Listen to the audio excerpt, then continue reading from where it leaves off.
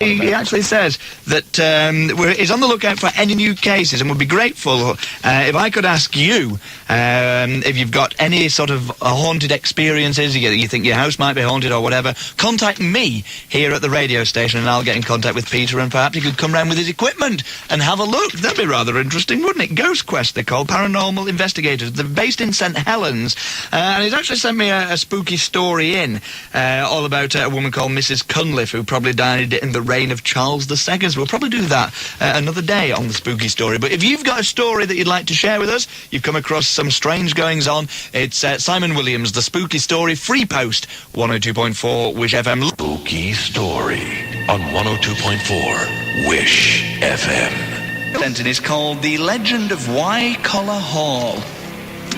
If you travel east along the M65, you will arrive at the picturesque village of Wycoller near Colne, where the ruins of Wycoller Hall lie. But besides being one of Britain's most haunted villages, Charlotte Bronte took Wycoller Hall as the inspiration for Fernandine Manor in Jane Eyre, and the village was later used in the film The Railway Children. However, the story began with the untimely death of the squire's wife, one of the Cunliffe family. One version tells of how Mrs. Cunliffe died, probably during the reign of Charles II, as a result of seeing a fox slain beneath her feet. Well, it is more likely that the squire became so outraged after finding his wife in the arms of another lover that he whipped her to death. By the way, the squire's wife is said to have predicted the extinction of the Cunliffe family, a prediction which came true when Henry Owen Cunliffe, the last member of the family, died in 1819. One of the most baffling sounds we witnessed whilst investigating the area was from a woman humming the Disney song, When You Wish Upon a Star, while a man choking on the nearby road caused further confusion.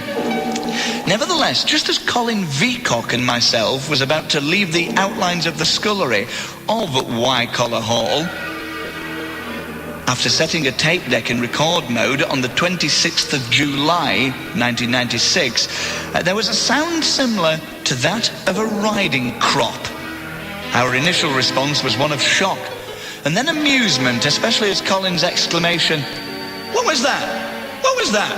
was actually recorded on the tape as well. Anyway, after hearing a riding crop, but not seeing anybody, he has vowed never to step foot in the village again. That's a good story. Thank you very much to Peter Crawley of Ghost Quest, paranormal investigators. That kind of thing has always interested me, and I wouldn't mind coming along sometime and seeing what you do. The Spooky Story on 102.4 Wish FM.